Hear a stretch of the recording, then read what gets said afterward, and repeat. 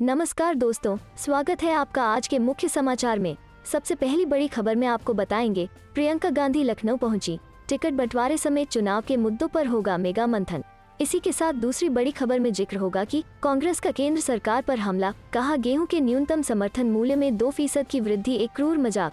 तीसरी बड़ी खबर में आपको बताएंगे कि खट्टर सरकार को हर हाल में झुकना होगा। आर पार की लड़ाई के मूड में दिख रहे किसानों का दावा, 11 सितंबर को करेंगे बड़ा ऐलान। दोस्तों, हर एक खबर की गहराई में आपको ले जाएंगे, लेकिन उससे पहले अगर आपको भी ऐसा लगता है कि भाजपा की उल्टी गिनती शुरू हो चुकी है, तो आप अभी इस वीडियो को लाइक कीजिए और इस लाल बटन को दबाकर चैनल को सब्सक्राइब करके घंटी बजाइए और कमेंट में लिखिए जय हिंद। चलते हैं पहले खबर की तरफ। प्रियंका गांधी लखनऊ पहुंची, टिकट बंटवारे समेत चुनाव के मुद्दों पर होगा मेगा मंथन। जी हाँ दोस्तों, उत्तर प्रदेश में विधानसभा चुनाव की गहमागहमी दिख रही है। नेता राजनीतिक हवा को भांपने के लिए राज्य का दौरा कर रहे हैं। इसी सिलसिले में कांग्रेस महासचिव प्रियंका गांधी वारा गुरुवार को लखनऊ पहुंची हैं। लखनऊ एयरपोर्ट पर कांग्रेस नेताओं ने प्रियंका गांधी का स्वागत किया। प्रियंका ने कहा कि वो अपने कार्यकर्ताओं से मिलने आए हैं। कांग्रेस महासचिव प्रियंका गांधी वारा के अनुसार वे ज्यादातर आंतरिक मीटिंग करेंगी। सूत्रों के अनुसार शुक्रवार सुबह 8 बजे से प्रियंका गांधी की बैठकों का दौर शुरू होगा। शुक्रवार को प्रियंका सलाहकार committee, election committee, manifesto committee, training committee के सदस्यों से मुलाकात करेंगी। रिपोर्ट के अनुसार प्रियंका गांधी टिकट बंटवारे पर भी सह प्रभारी राष्ट्रीय सचिवों के साथ बात करेंगी। पार्टी के नेताओं ने टिकटों के दावेदारों पर फोन से बात की है और चुनाव के बारे में विस्तृत जानकारी ली है। प्रियंका गांधी वारा प्रत्याशियों के चयन की प्रक्रिया पर मंथन करेंगी। प्रियंका हर गांव कांग्रेस अभियान की जिलावार समीक्षा करेंगी। इसके अलावा नवनियुक्त 8,134 न्याय पंचायत अध्यक्षों और उनके 1,70,000 पदाधिकारियों की भी रिपोर्ट लेंगी। प्रियंका गांधी वारा सोशल मीडिया सहित अन्य विभागों में नई जिम्मेदारियां भी लोगों को देंगी। प्रियंका गांधी का व्यापारियों से मिलने का भी कार्यक्रम है। व्यापारियों से बड़ी मीटिंग रविंद्रालय में आयोजित होगी, जहां पर प्रियंका सभी व्यापारियों से सीधा संपर्क स्थापित करेंगी। कांग्रेस नेता आगामी 1 महीने तक चलने वाले कार्यक्रमों की रूपरेखा और रणनीति तय करेंगी। इसके अलावा किसानों का प्रतिनिधिमंडल भी प्रियंका गांधी से मिलने पहुंचेगा। सूचना है कि प्रियंका गांधी 69,000 सहायक शिक्षक अभ्यर्थियों से भी मिलने जाएंगी। हालांकि दूसरे दिन के बाद प्रियंका अमेठी और रायबरेली भी जाएंगी। चलते हैं अगली खबर की तरफ। कांग्रेस का केंद्र सरकार पर हमला, कहा गेहूं के न्यूनतम समर्थन मूल्य में 2% की वृद्धि एक क्रूर मजाक। जी हां दोस्तों, केंद्र सरकार द्वारा गेहूं और अन्य कृषि उपज के MSP में बढ़ोतरी के एक दिन बाद कांग्रेस ने कहा है कि यह एक क्रूर मजाक के अलावा और कुछ नहीं है। कांग्रेस प्रवक्ता जयवीर शेरगिल ने गुरुवार को कहा कि देश ने 75 वर्षों में सबसे अधिक ईंधन की कीमतों में वृद्धि देखी है और 12 वर्षों में गेहूं की सबसे कम MSP वृद्धि देखी है। उन्होंने कहा कि भाजपा केवल छीनने में विश्वास करती है और समर्थन नहीं करती है। किसान मौजूदा MSP वृद्धि पहले से ही किसान विरोधी भाजपा सरकार की कीमत चुका रहे किसानों के साथ एक क्रूर मजाक है। कांग्रेस के मुख्य प्रवक्ता रणदीप सुरजेवाला ने भी केंद्र सरकार पर निशाना साधा और कहा कि यह वृद्धि उपज की लागत में वृद्धि की तुलना में कुछ भी नहीं है। उन्होंने कहा कि गन्ने के MSP में केवल 1.75% की वृद्धि हुई है, जबकि गेहूं के MSP में केवल 1.75% की वृद्धि की गई है। केवल 2% और अन्य आइटम 10% से कम है। उन्होंने कहा कि डीजल, कीटनाशकों और फर्टिलाइजर और अन्य वस्तुओं के दाम कई गुना बढ़ गए हैं। गौरतलब है कि बुधवार को कैबिनेट की बैठक में सरकार ने किसानों को बड़ा तोहफा दिया। प्रधानमंत्री नरेंद्र मोदी की अध्यक्षता में हुई बैठक में सरकार ने मार्केटिंग सीजन 2022-23 के लिए रबी फसलों का MSP बढ़ाने का फैसला लिया है। केंद्र ने गेहूं, बार्ले, चना, मसूर, सरसों और सनफ्लावर का MSP बढ़ा दिया गया है। रबी फसलों के लिए न्यूनतम समर्थन मूल्य बढ़ाए जाने के बाद किसानों को गेहूं और सरसों पर उपज की लागत का 2 गुना रिटर्न मिलेगा। कैबिनेट बैठक के बाद बुधवार को केंद्रीय वाणिज्य मंत्री पीयूष गोयल ने दावा कि गेहूं पर प्रति क्विंटल 40 रुपए और सरसों पर 400 रुपए की बढ़ोतरी से किसानों की आय में बड़ा इजाफा होगा। चलते हैं अगली खबर की तरफ। खट्टर सरकार को हर हाल में झुकना होगा।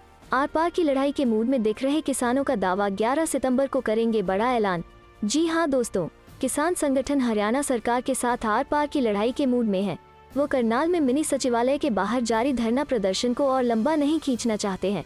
हरियाणा के किसान नेता जगदीप सिंह औलख ने कहा है कि करनाल में धरने वाली जगह पर 11 सितंबर को बैठक होगी। इसी बैठक में आर पार की लड़ाई का ऐलान किया जाएगा। बता दें कि संयुक्त किसान मोर्चा और हरियाणा के किसान संगठनों की बैठक होगी। इसी बैठक में आगे की रणनीति पर फैसला लिया जाएगा। जगदीप सिंह औलख ने कहा कि किसान संगठन खट्टर सरकार को 3 दिन का समय पहले ही दे चुके हैं, लेकिन फिर भी उनकी मांगों पर कोई फैसला नहीं लिया गया है। उन्होंने दावा किया कि 11 सितंबर को किसान बड़ा ऐलान करेंगे, जिससे खट्टर सरकार को हर हाल में झुकना ही होगा। किसान संगठनों का कहना है कि जब सरकार 28 अगस्त को करनाल के बस्ताड़ा टोल प्लाजा पर लाठीचार्ज वाले वीडियो में दिख रहे एसडीएम के खिलाफ केस दर्ज करेगी तभी सरकार के साथ बातचीत शुरू की जाएगी। उनका कहना है कि पहले सरकार एसडीएम पर केस दर्ज कर इसकी जानकारी किसानों को दे तब आगे की बातचीत शुरू होगी। बता दें कि बस्ताड़ा टोल प्लाजा पर हुए लाठीचार्ज को लेकर किसानों ने 30 अगस्त को महापंचायत की थी। इस दौरान किसानों ने कहा था कि वायरल वीडियो में लाठीचार्ज का आदेश देने वाले एसडीएम पर तुरंत केस दर्ज किया जाए। इसके साथ ही मामले में शामिल दूसरे अधिकारियों पर भी केस दर्ज करने की मांग की गई थी। वहीं किसानों ने आरोप लगाया था कि लाठीचार्ज में एक किसान की मौत हुई है। नाराज किसानों ने मृतक किसान के बेटे के लिए सरकार की तरफ से नौकरी देने और पीड़ित परिवार को 25 लाख का मुआवजा देने की मांग की थी। वहीं लाठीचार्ज में घायल किसानों के परिवारों के लिए 2-2 लाख के मुआवजे की भी मांग की गई थी। करनाल में किसान आंदोलन को लेकर राज्य के गृह मंत्री अनिल विज ने कहा कि किसान करनाल में आंदोलन कर रहे हैं, यह उनका प्रजातांत्रिक अधिकार है। अधिकारी किसानों के साथ लगातार बातचीत कर रहे हैं, लेकिन जायज मांगे ही मानी जाएंगी। उन्होंने कहा कि हम मामले की जांच निष्पक्ष तौर पर कराने के लिए तैयार है, लेकिन हम केवल एसडीएम की जांच नहीं करवाएंगे, हम सारे करनाल एपिसोड की जांच कराएंगे। उसमें जो भी दोषी पाया जाएगा, चाहे अधिकारी, किसान या किसान नेता, सब के खिलाफ कार्रवाई करेंगे। चलते हैं अगली खबर की तरफ। मुंबई में गणपति के पंडालों में नहीं जा सकेंगे श्रद्धालु, जुलूस की भी इजाजत नहीं, धारा 144 लागू। जी हाँ दोस्तों, महाराष्ट्र के मुंबई में गणेश महोत्सव को लेकर 10-19 सितंबर तक धारा 144 लागू करने का फैसला किया गया है। इसके अलावा श्रद्धालु गणपति के पंडालों में नहीं जा सकेंगे, साथ ही किसी भी प्रकार के जुलूस की इजाजत नहीं होगी। महाराष्ट्र में गणेश चतुर्थी की शुरुआत से पहले कोरोना वायरस की तीसरी लहर की आशंका जताई जा रही है। मुंबई की मेयर ने भी हाल ही में कहा है कि कोरोना की तीसरी लहर आ गई है। घर में मनाए गणेश चतुर्थी। मुंबई की मेयर किशोरी पेडनेकर ने लोगों से घर पर ही गणेश चतुर्थी मनाने की अपील की। उन्होंने कहा, मुंबई मेयर होते हुए मैं तो मेरा घर, मेरा बाप्पा को फॉलो करने जा रही हूँ। मैं कहीं भी नहीं जाऊंगी और न ही किसी को अपने भगवान के पास लाऊंगी। कोरोना की तीसरी लहर को रोकने के लिए यह काफी महत्वपूर्ण है। केंद्र ने भी दी थी प्रतिबंध लगाने की सलाह। इससे पहले अगस्त के आखिरी हफ्ते में केंद्र ने महाराष्ट्र सरकार को त्योहारों के मद्देनजर प्रतिबंध लगाने की सलाह दी थी। महाराष्ट्र के मुख्य सचिव को लिखे पत्र में केंद्रीय स्वास्थ्य सचिव राजेश भूषण ने कहा था, इस आदेश के जरिए सुझाव दिया जाता है कि महाराष्ट्र में आगामी त्योहारों के दौरान सार्वजनिक कार्यक्रमों तथा लोगों के इकट्ठा होने के मद्देनजर, जिनमें दही हांडी और गणपति महोत्सव शामिल है, राज्य सरकार स्थानीय तौर पर पाबंदी लगाए। महाराष्ट्र में क्या है कोरोना की स्थिति? अब ऐसी पाबंदियों का दौर भी इसलिए देखने को मिल रहा है क्योंकि महाराष्ट्र में अभी कोरोना संकट खत्म नहीं हुआ है। राज्य में लगातार कोरोना के 4000 से ज्यादा मामले दर्ज किए जा रहे हैं। मौतें भी कुछ खास कम होती नहीं दिखी हैं। पिछले 24 घंटे की बात करें तो महाराष्ट्र में कोरोना के 4219 नए मामले सामने आए हैं। वहीं 15 लोगों ने इस महामारी के आगे अपना दम तोड़ा। महाराष्ट्र में कोरोना के अब तक 64,97,872 केस सामने आ चुके हैं। अभी राज्य में 47,880 एक्टिव केस हैं। हालांकि अब तक 63,08,491 लोग ठीक हो चुके हैं। वहीं 1.37 लाख लोगों की मौत हो चुकी है। राज्य में पुणे, मुंबई और ठाणे सबसे संक्रमित शहर हैं। पुणे में अब तक 11,26,345 केस सामने आ चुके हैं। 12,364 एक्टिव केस हैं। महामारी से 19,317 लोगों की मौत हो चुकी है। वहीं मुंबई में 7,47,605 केस सामने आ चुके हैं। शहर में 4,435 एक्टिव केस हैं। 7,24,724 लोग ठीक हो चुके हैं। 16,004 लोगों की मौत कोरोना से हो चुकी है। चलते हैं अगली खबर की तरफ। अब दिल्ली में ट्रैफिक जाम, वायु प्रदूषण और टोल टैक्स से बचाएगा नया सिस्टम। जाने इसके बारे में सब कुछ। जी हाँ दोस्तों, अगर आप दिल्ली के आसपास राज्यों जैसे हरियाणा, यूपी, पंजाब, राजस्थान और पंजाब से दिल्ली की सीमाओं में प्रवेश कर रहे हैं तो आपके लिए खुशखबरी है। अब आपको रोज लगने वाले ट्रैफिक जाम से मुक्ति मिलेगी ही साथ ही आप पर टोल टैक्स का बोझ भी कम हो जाएगा। इसके साथ ही वायु प्रदूषण से काफी राहत मिलेगी।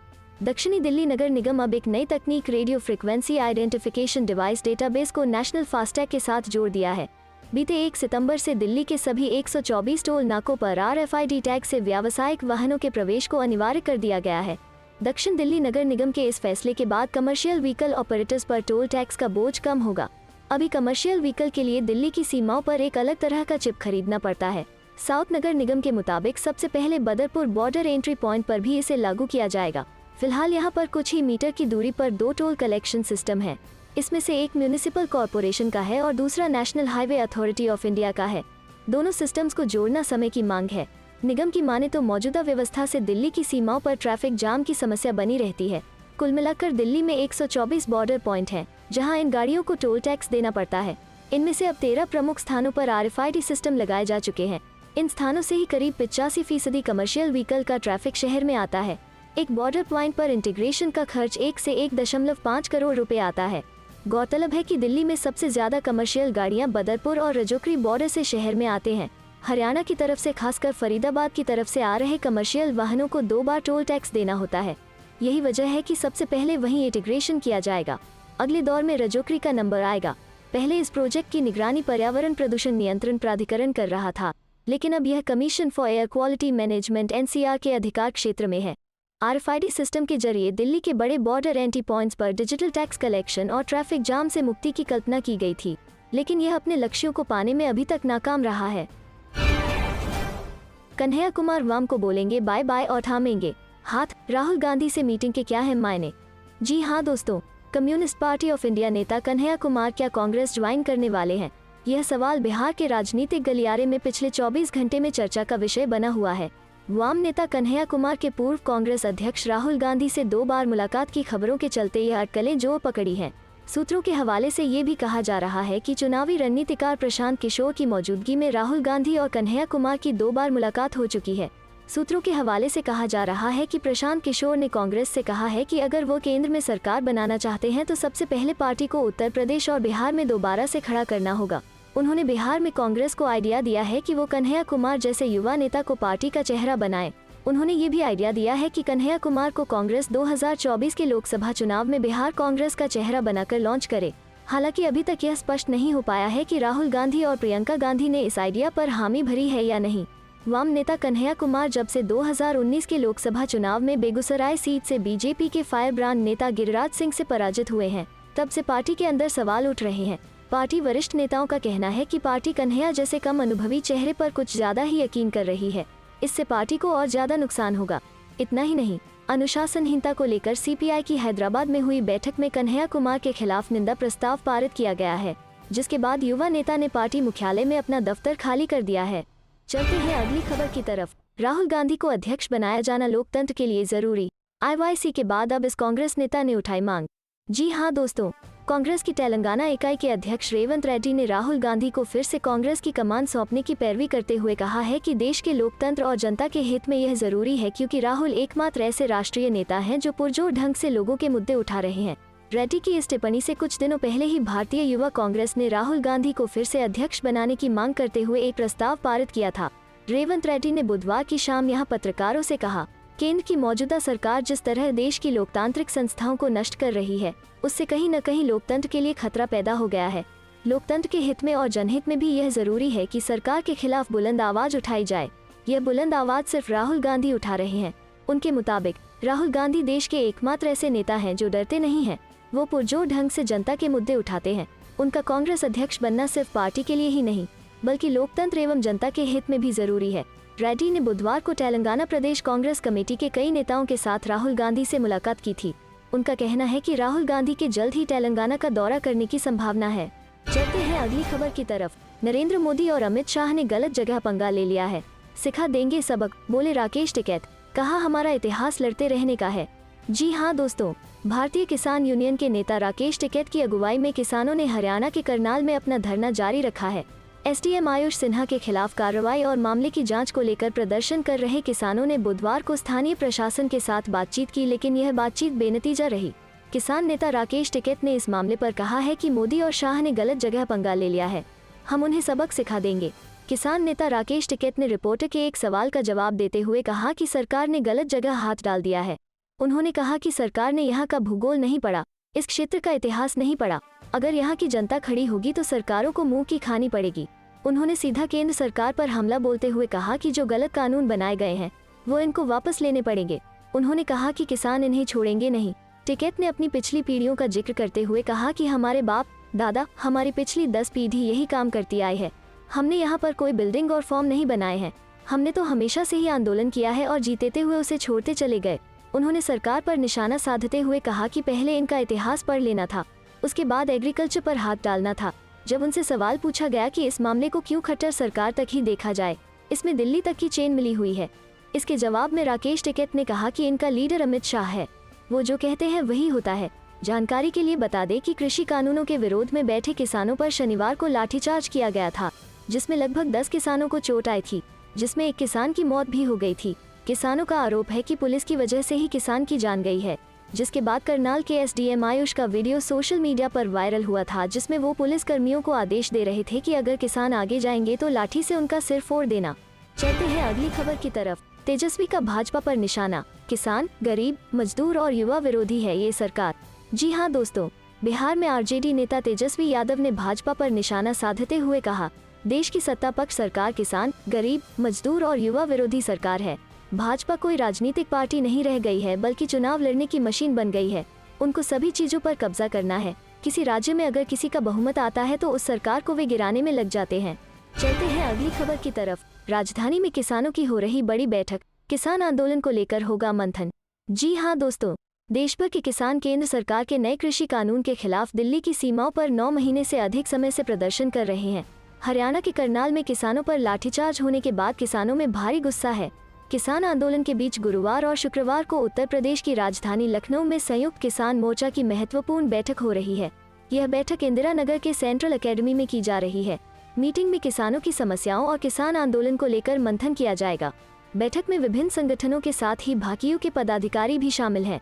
भाकियू ने लखनऊ की बैठक के लिए प्रदेश उपाध्यक्ष हरनाम सिंह वर्मा को अधिकृत किया है। इसमें प्रदेश के लिए आगे की रणनीति पर विचार होगा। मुजफ्फरनगर किसान महापंचायत में 9 और 10 सितंबर को लखनऊ में संयुक्त किसान मोर्चा की बैठक का ऐलान हुआ था।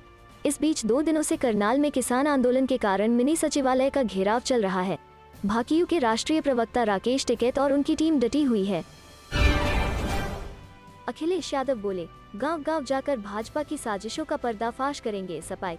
जी हां दोस्तों, समाजवादी पार्टी के राष्ट्रीय अध्यक्ष अखिलेश यादव ने कहा है कि भाजपा सरकार की कुनीतियों के चलते प्रदेश में स्वास्थ्य सेवाएं पूरी तरह चरमरा गई हैं।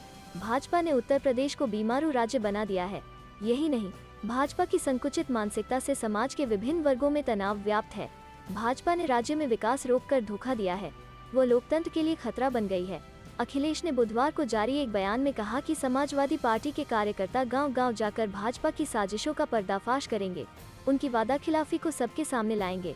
भाजपा के 4.5 वर्षों के शासनकाल में यूपी की जनता को पग पग पर परेशानियां उठानी पड़ रही हैं।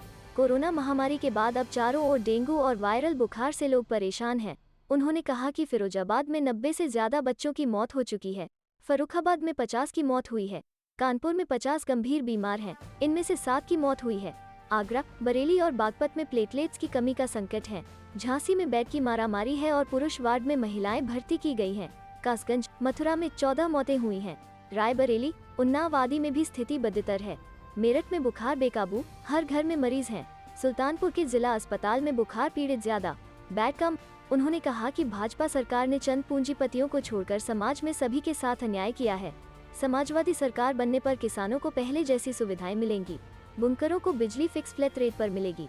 गरीब महिलाओं को समाजवादी पेंशन जारी की जाएगी। शिक्षक अभ्यर्थियों और शिक्षा मित्रों को न्याय मिलेगा। नौजवानों के रोजगार का इंतजाम होगा। व्यापारियों की समस्याओं का समाधान होगा। चलते हैं अगली खबर की तरफ। तालिबान से बातचीत करने वाली मोदी सरकार किसानों से बात क्यों नहीं कर सकती? जी हाँ दोस्तों, कांग्रेस ने हरियाणा के करनाल में प्रदर्शनकारी किसानों पर पानी की बौछार किए जाने की निंदा करते हुए मंगलवार को कहा कि तालिबान के साथ बातचीत करने वाली नरेंद्र मोदी सरकार देश के किसानों से बातचीत क्यों नहीं कर सकती। पार्टी के मुख्य प्रवक्ता रणदीप सुरजेवाला ने प्रधानमंत्री नरेंद्र मोदी से यह आग्रह भी किया कि वो किसानों को बातचीत के लिए बुलाएं और 3 काले कानूनों को निरस्त करने की घोषणा करें। उन्होंने संवाददाताओं से कहा, केंद्र और हरियाणा की भाजपा सरकारें 10 महीने से गांधीवादी तरीके से आंदोलनरत किसानों को जानबूझकर भड़काने, भिड़वाने और लड़वाने की साजिश कर रही है। ये साजिश केवल यहीं तक सीमित नहीं है, बल्कि जवानों और किसानों को लड़वाने की भी साजिश है। करनाल में हजारों किसानों पर पानी की बौछारों का इस्तेमाल किया गया, लेकिन किसानों ने अपना संयम नहीं खोया। सुरजेवाला ने केंद्र सरकार पर निशाना साधते हुए सवाल किया, मोदी जी, आप दोहा में तालिबान से बात कर सकते हैं, तो फिर आप दिल्ली की सीमा पर 10 महीने से बैठे अन्नदाताओं से बात क्यों नहीं कर सकते? ये सत्ता का अहंकार किस लिए है? उन्होंने दावा किया, किसान अपनी फसल और अगली नस्ल बचाना चाहता है, लेकिन मोदी जी अपने वित्तपोषित कारोबारियों की तिजोरी भरना चाहते हैं। यह लड़ाई देश बचाने की है, ताकि मोदी सरकार ईस्ट इंडिया कंपनी की तरह देश को गुलाम नहीं बना सके। कांग्रेस महासचिव ने आग्रह किया, नरेंद्र मोदी जी, सब कार्य बंद करके देश के किसानों को बातचीत के लिए बुलाएं, खुद बात करें और 3 काले कानून आज रात ही खत्म करने की घोषणा करें। चलते हैं अगली खबर की तरफ। करनाल में चल रहे बवाल का असर नोएडा तक, किसानों ने हरियाणा सरकार को दी चेतावनी। जी हां दोस्तों, हरियाणा के करनाल में किसान नेता राकेश टिकैत, योगेंद्र यादव आदि किसान नेताओं को गिरफ्तार करने की सूचना पर जेवर क्षेत्र के सैकड़ों किसानों ने यमुना एक्सप्रेस वे के जेवर टोल प्लाजा पर पंचायत की।